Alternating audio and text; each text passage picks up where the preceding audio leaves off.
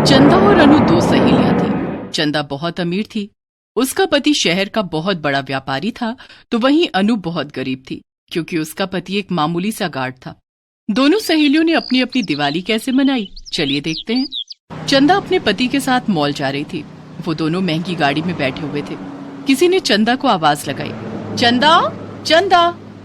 चंदा, कोई तुम्हें आवाज लगा रही है, मैं गाड़ी साइड में करके रोकता हूँ। नहीं, गाड़ी रोकने की कोई जरूरत नहीं है। मैंने साइड मिरर में देख लिया, वो अनु है। मुझे उससे कोई बात नहीं करनी। कौन अनु? अरे अनु मेरी बचपन की सहेली है। फिर तो तुम्हें उससे जरूर बात करनी चाहिए। और अमर गाड़ी साइड करके रोक देता है। चंदा और अमर गाड़ी से बाहर आते हैं। अनु गाड़ी के पास आती है और कहती है, हाय चंदा, कैसी है तू? तू तो एकदम बदल गई, लेकिन फिर भी मैंने तुझे पहचान लिया। बचपन का याराना जो ठहरा। चंदा ने अनु को घूर कर देखा। पुरानी सी साड़ी जो देखने में बेहद सस्ती लग रही थी, हाथ में एक सब्जी का झोला। ओह हाय अनु, तू यहाँ कैसे? मेरे पति इसी शहर में जॉब करते हैं। और तू बता? अच्छा, क्या करते हैं तेरे पति? वो एक कंपनी में गार्ड है।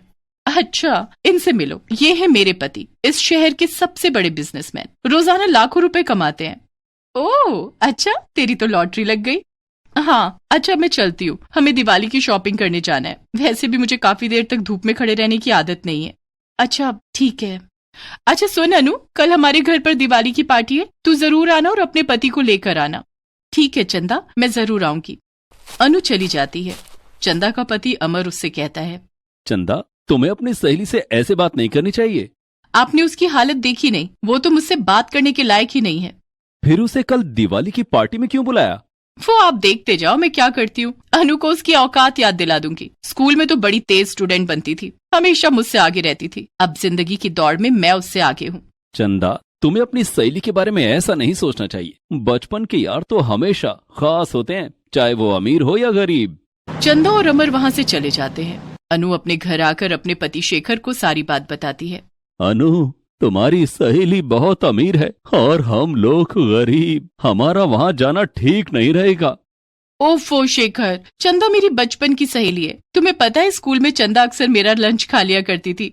उसे मेरी माँ के हाथ का बना खाना बहुत पसंद था।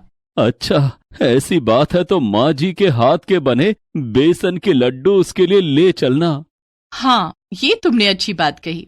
दूसरे दिन अनु एक डिब्बे में लड्डू रख लेती है और दोनों शाम के वक्त तैयार होकर चंदा के घर जाते हैं। वहाँ अनु ने देखा कि सारे मेहमान बड़ी बड़ी गाड़ियों से आए थे, लेकिन अनु और शेखर पैदल ही आए थे। सभी मेहमानों ने महंगे कपड़े पहने थे और सबके हाथों में महंगे महंगे गिफ्ट थे। चंदा का बंगला रंग बिरंगी लाइटों से सजा था और बैठने के लिए बड़े बड़े खूबसूरत सोफे लगे हुए थे। पार्टी में आए सभी मेहमान काफी पैसे वाले थे। वे चंदा और उसके पति को दिवाली गिफ्ट दे रहे थे और बदले में चंदा भी उन्हें गिफ्ट दे रही थी। तभी अनु चंदा के पास गई। हाय चंदा, हैप्पी दिवाली। देख मैं तेरे लिए दिवाली उपहार में क्या लाई हूँ। मैं माँ के हाथ के बने बेसन के लड्डू लाई हूँ। तुझे माँ के हाथ का खाना बहुत पसंद है ना? ओह नहीं अनु, अब मैं ये सब नहीं खाती। इन सब से वजन बढ़ जाता है। रामू इधर आना। जी मैम साहब। रामू, ये लड्डू तुम्हारे लिए है, घर ले जाओ और अपने बच्चों को खिला देना। शुक्रिया मैम साहब। अनु को चंदा की यह हरकत बिल्कुल भी अच्छी नहीं लगी। वो नहीं जानती थी कि उसकी बचपन की सहेली इतनी बदल चुकी है। बचपन में चंदा के साथ बिताए हसीन पल याद करके अनु की आंखें भर आईं। वो वहां से जाने लगी, तभी चंदा ने उसे रोककर कहा, रुको अनु, ये लो तुम्हारा दिवाली गिफ्ट। नहीं नहीं, इसकी कोई जरूरत नहीं। अरे जरूरत कैसे नहीं, इसमें तुम दोनों के लिए अच्छे अच्छे कपड़े हैं, दिवाली पर पहन लेना। तुम्हारी हालत देखकर तो लगता है कि तुम दिवाली पर नए कपड़े नहीं खरीद पाओगी। तुम्हारी इतनी हैसियत का, ये कपड़े तुम दोनों के काम आएंगे। और हाँ, खाना खाकर जाना, 5 स्टार होटल से मंगवाए हैं। तुम्हें कहाँ नसीब होता होगा ये सब। चंदा की बातें अनु को कचोट रही थी, लेकिन वो कुछ नहीं बोल पाई और बिना खाए ही शेखर के साथ घर वापस आ गई। चंदा ने आज बता दिया कि अमीर और गरीब के बीच की खाई कितनी गहरी होती है। दिल छोटा मत करो अनु, जरा देखो तो इस गिफ्ट में क्या है। शेखर ने जब गिफ्ट खोलकर देखा तो उसमें कुछ पुराने कपड़े थे जो शायद चंदा और अमर के थे। चंदा मेरी इतनी बेइज्जती करेगी मैंने कभी सपने में भी नहीं सोचा था। उसने मुझे दिवाली उपहार में अपने पुराने कपड़े दे दिए। मैंने तो तुम्हें पहले ही मना किया था, लेकिन तुम्हें बचपन की दोस्ती वहां खींच कर ले गई थी। जाने दो, जो हुआ वो भूल जाओ। ये अमीर लोग ऐसे क्यों होते हैं? नहीं, सारे अमीर लोग ऐसे नहीं होते हैं। मेरे मालिक तो बहुत अच्छे हैं। दरअसल पार्टी में चंदा ने शेखर को अपने पति से नहीं मिलवाया था। इसलिए शेखर अमर के बारे में नहीं जानता था कि वो चंदा का पति है। उधर पार्टी खत्म हो जाने के बाद चंदा ने अनु को फोन किया। अनु, कल दिवाली का त्योहार है, मैं और मेरे पति गरीबों को कुछ सामान बांट रहे हैं, तुम चाहो तो अपने पति के साथ आ सकती हो। बस चंदा, तुमने मुझे बहुत उपहार दे दिया, अब किसी चीज की जरूरत नहीं है। अमर चंदा को अनु से ये सब कहते हुए सुन लेता है। चंदा, तुम्हें नहीं लगता कि तुम सारी हदें पार कर रही हो? अपनी सहेली के साथ कोई ऐसा बर्ताव करता है क्या? दिवाली का त्योहार सबके लिए एक जैसा होता है, चाहे कोई अमीर हो या गरीब। मैं कुछ गलत नहीं कर रही हूँ, इन गरीब लोगों के साथ ऐसा ही करना चाहिए। दूसरे दिन दिवाली का त्योहार था। अनु अपने घर की सफाई खुद कर रही थी तो चंदा के नौकर उसके घरों को फूलों से सजा रहे थे। चंदा अपने पति के साथ गरीबों को सामान बांटने में व्यस्त थी। इधर अनु का पति दिवाली के दिन भी ड्यूटी पर था और अपनी कंपनी के फैक्ट्री की रखवाली कर रहा था। चंदा और अमर अपने बंगले के बाहर गरीबों को सामान बांट रहे थे, तभी अमर के फोन की घंटी बजी। हेलो, कौन? हेलो अमर जी, मैं थाने से थानेदार संबल सिंह बोल रहा हूँ। कुछ बदमाशों ने आपकी फैक्ट्री में जलते हुए पटाखे फेंक दिए थे, जिससे आपकी फैक्ट्री में आग लग गई थी। क्या ये सब कैसे हुआ? कब हुआ? मेरी फैक्ट्री जल गई क्या? उसमें लाखों का सामान रखा था, मैं तो बर्बाद हो जाऊंगा। घबराने की कोई बात नहीं है, फैक्ट्री को कोई नुकसान नहीं हुआ है। आपके गार्ड ने फौरन फायर ब्रिगेड को बुला लिया और आग बुझा दी गई है। अमर सारे काम छोड़कर थाने जाने लगा। अमर, कहाँ जा रहे हो? किसी ने हमारी फैक्ट्री में आग लगा दी थी, लेकिन गार्ड ने फैक्ट्री को जलने से बचा लिया। मैं थाने जा रहा हूँ। मैं भी आपके साथ चलूंगी और उस गार्ड का धन्यवाद करूंगी जिसने हमारी फैक्ट्री जलने से बचाई है। चंदा और अमर दोनों गाड़ी में बैठकर थाने पहुंचते हैं। वहां चंदा ने देखा कि वो गार्ड कोई और नहीं, अनु का पति शेखर था। उसे देखकर चंदा शर्म से पानी पानी हो जाती है। चंदा शेखर से माफी मांगती है। मुझे माफ कर दो शेखर, मैंने उस दिन आपकी और अनु की बहुत बेइज्जती की और आज आपने हमारी फैक्ट्री जलने से बचा ली। अगर आज हमारी फैक्ट्री जल जाती तो हमारा बिजनेस डूब जाता और हम सड़क पर आ जाते। चंदा, तुम शेखर को कैसे जानती हो? ये अनु के पति हैं। ये दोनों दिवाली पार्टी वाले दिन हमारे घर आए थे। मैंने इन्हें जानबूझकर आपसे नहीं मिलवाया था। ओह, तो ये बात है। शेखर मेरी फैक्ट्री का सबसे ईमानदार गार्ड है और आज तो इसने जो किया है उसके लिए इसे इनाम जरूर मिलना चाहिए। हाँ, इनाम तो जरूर मिलना चाहिए। नहीं साहब, मुझे इनाम नहीं चाहिए। मैं एक गार्ड हूं और फैक्ट्री की रखवाली करना मेरा फर्ज है। नहीं शेखर, अब तुम सिर्फ एक गार्ड नहीं हो, आज से तुम मेरे बिजनेस पार्टनर हो। लेकिन मालिक नहीं, अमर का हो। मुझे एक ईमानदार बिजनेस पार्टनर की जरूरत है और वो तुमसे अच्छा कोई और नहीं हो सकता। इस दिवाली पर हम चारों मिलकर पार्टी करेंगे और धूमधाम से दिवाली मनाएंगे। ठीक है अमर। उस दिन शेखर घर जाकर अनु को सारी बात बताता है। ये सब सुनकर अनु बहुत खुश हो जाती है। आपकी वजह से मेरी बचपन की सहेली मुझे वापस मिल गई। बचपन में हम हमेशा साथ मिलकर पटाखे चलाते और दिवाली मनाते थे। चंदा मेरे लिए ढेर सारी मिठाइयां लाती थी और उसे मेरी माँ के हाथ की बनी खीर बहुत पसंद थी। दिवाली पर बनी खीर मैं उसके लिए बचा कर रखती और दूसरे दिन स्कूल ले जाती थी। उस दिन शाम को अनु और शेखर दिवाली की पूजा करते हैं। अनु चंदा की पसंद का खाना बनाती है। पूजा के बाद अमर और चंदा अनु के घर आते हैं। सब साथ मिलकर खाना खाते हैं और धूमधाम से दिवाली मनाते हैं। दूसरे दिन से शेखर अमर का बिजनेस पार्टनर बन जाता है।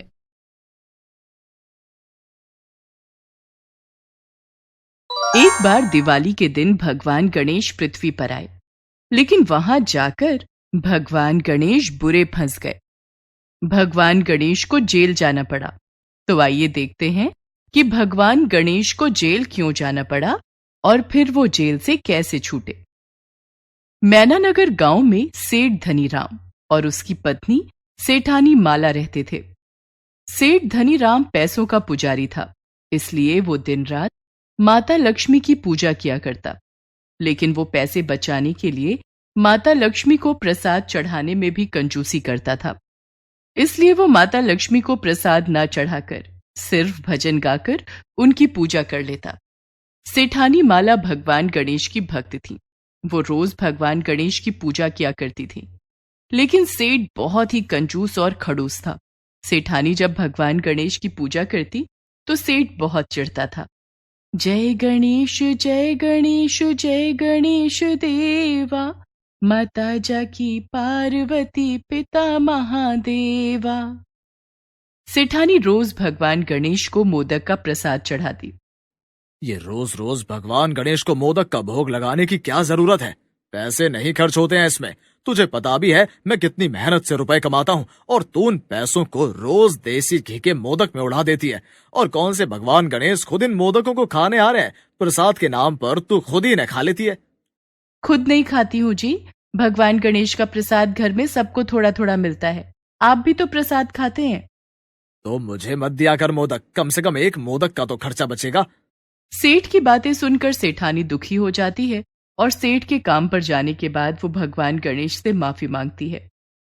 सेठानी गणेश भगवान की मूर्ति के सामने हाथ जोड़कर कहती है, हे सिद्धि विनायक, हे विघ्नहर्ता, आप तो सब कुछ जानते ही हैं। मेरे पति को माफ कर दीजिए। वो अज्ञानी हैं, उन्हें नहीं पता कि वो क्या कह रहे हैं। भगवान, कृपया करके आप हम पर अपनी कृपा बनाए रखना।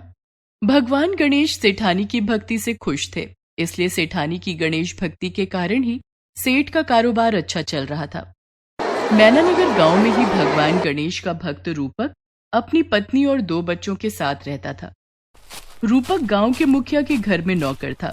वो रोज गणपति जी की पूजा करता और उन्हें मोदक का भोग भी लगाता। रूपक भगवान गणेश को देसी घी से बने मोदक तो नहीं चढ़ा पाता, लेकिन उसके मोदकों में भक्ति और श्रद्धा का स्वाद था। जय गणेश जय गणेश जय गणेश देवा, माता जाकी पार्वती पिता महादेवा। हे विघ्नहर्ता, हे गणपति, मुझे गरीब पर अपनी कृपा दृष्टि बनाए रखना प्रभु। तुम्हारे अलावा मेरा और कोई सहारा नहीं है। एक दिन सेठ धनीराम मुखिया जी के घर आया।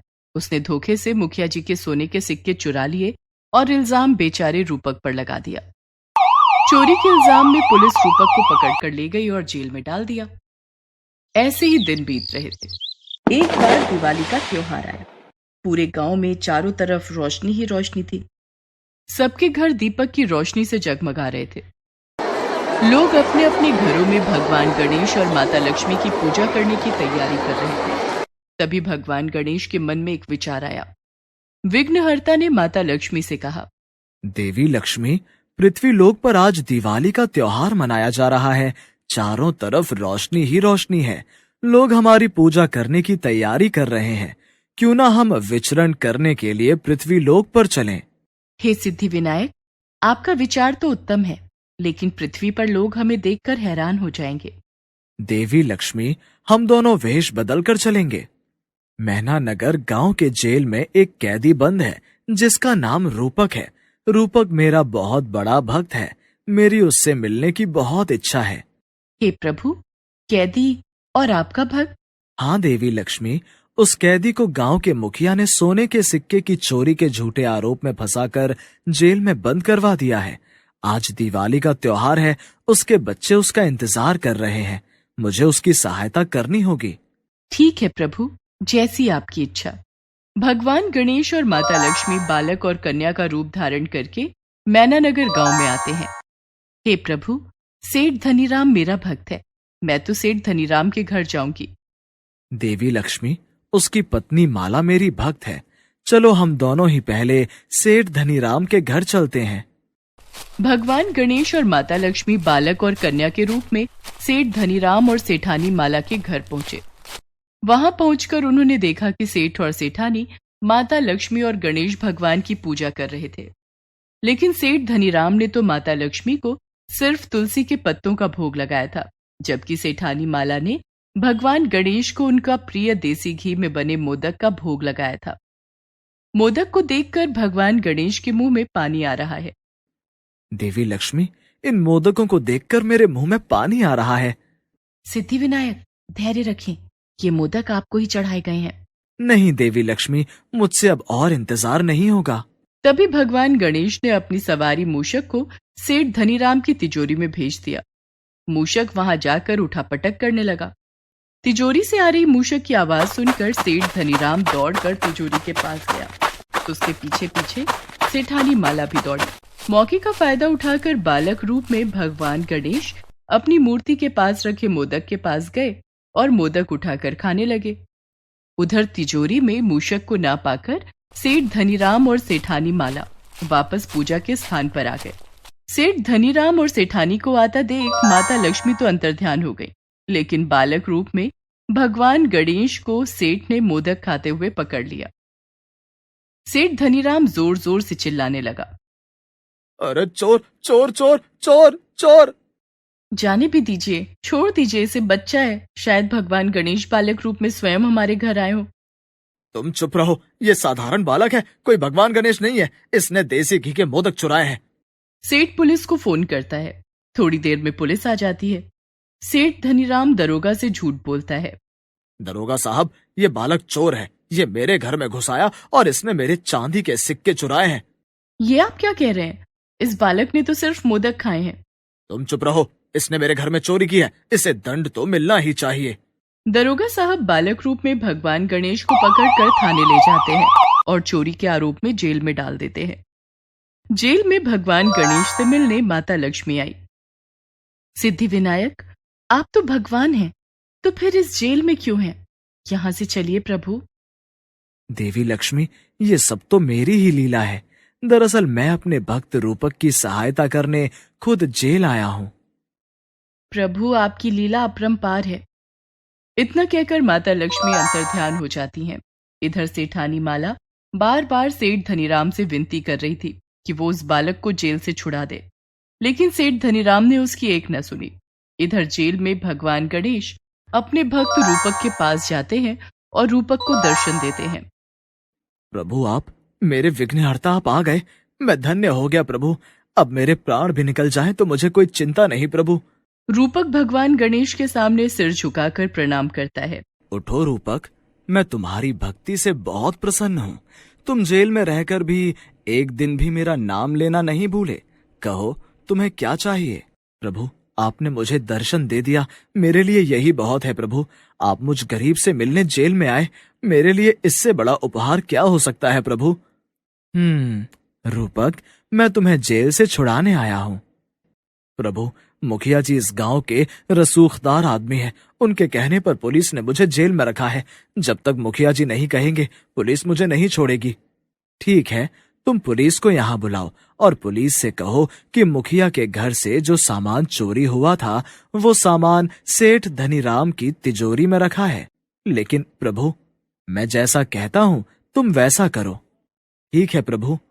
रूपक आवाज देकर पुलिस को बुलाता है। क्या है, क्यों चिल्ला रहे हो? मालिक, मैं चोर नहीं हूँ, मुझे छोड़ दो, मुझे घर जाने दो। मेरे बीवी बच्चे मेरा इंतजार कर रहे होंगे। अच्छा, तो तू चोर नहीं है? तो मुखिया के घर से जो सोने के सिक्के चोरी हुए वो किसने चुराए थे? वो सिक्के सेठ धनीराम ने चुराए थे मालिक। वो सोने के सिक्के सेठ धनीराम की तिजोरी में रखे हैं। तुझे पता भी है तू क्या कह रहा है? सेठ धनीराम इस गांव के रईस सेठ हैं, उन पर तो खुद लक्ष्मी मेहरबान है। वो मुखिया के सोने के सिक्के क्यों चुराएंगे? मैं सच कह रहा हूँ मालिक, आप सेठ धनीराम के घर जाकर तिजोरी की तलाशी ले लो। दरोगा मुखिया को इस बात की खबर करता है। फिर दरोगा रूपक को लेकर सेठ धनीराम के घर पहुंचता है। मुखिया भी वहां आ जाता है। अरे दरोगा साहब, आइए आइए, कहिए, मेरे चांदी के सिक्के मिले क्या? मिल जाएंगे, लेकिन मैं पहले आपकी तिजोरी की तलाशी लेने आया हूँ। वाह दरोगा साहब, मेरे घर चोरी हुई है और तलाशी भी मेरे ही घर की। हाँ, मुझे जानकारी मिली है कि मुखिया जी के घर से जो सोने के सिक्के चोरी हुए हैं वो आपके घर में ही है। इतना कहकर दरोगा सेठ धनीराम के घर के अंदर आ जाता है और तिजोरी की तलाशी लेने लगता है। दरोगा को सेठ धनीराम की तिजोरी से सोने के सिक्के मिलते हैं। ये वही सोने के सिक्के थे जो मुखिया जी के घर से चोरी हुए थे। दरोगा को तिजोरी में से चांदी के वो सिक्के भी मिल जाते हैं जिसकी चोरी का इल्जाम सेठ धनीराम ने बालक रूपी भगवान गणेश पर लगाया था। मुखिया अपने सोने के सिक्के पाकर बहुत खुश हो जाता है। ये चांदी के वही सिक्के ना जिसकी चोरी का इल्जाम आपने उस बालक पर लगाया है? आप दोनों इस गांव के रसूखदार लोग हैं, आप लोगों से ऐसी उम्मीद नहीं की जा सकती। दरोगा चोरी के आरोप में सेठ धनीराम को जेल में डाल देता है और रूपक और बालक रूप में भगवान गणेश दोनों जेल से छूट जाते हैं। हे प्रभु, आपने दिवाली के दिन मुझ गरीब पर बड़ी कृपा की है, मुझे जेल से रिहा करवा दिया। आपका बहुत बहुत धन्यवाद प्रभु। रूपक, अपने घर जाओ और अपने परिवार के साथ दिवाली का त्योहार मनाओ। माता लक्ष्मी तुम पर कृपा करेंगी। इतना कहकर भगवान गणेश अंतर्ध्यान हो जाते हैं और रूपक अपने घर आ जाता है। घर आकर रूपक ने देखा कि उसका घर रोशनी से जगमगा रहा था। उसकी पत्नी और बच्चे नए कपड़ों में थे। आ गए आप? ये देखिए, ये सब मिठाइयाँ, नए कपड़े, इतने सारे रुपए पैसे, ये सब मुखिया जी ने भिजवाए हैं। उन्होंने कहा है कि वो अपनी गलती का पश्चाताप करना चाहते हैं, इसलिए उन्होंने ये छोटी सी भेंट हमें भिजवाई है और आपको कल से काम पर बुलाया है। इसके बाद रूपक ने अपने परिवार के साथ मिलकर भगवान गणेश और माता लक्ष्मी की पूजा की और भगवान गणेश का धन्यवाद किया। Please subscribe this channel.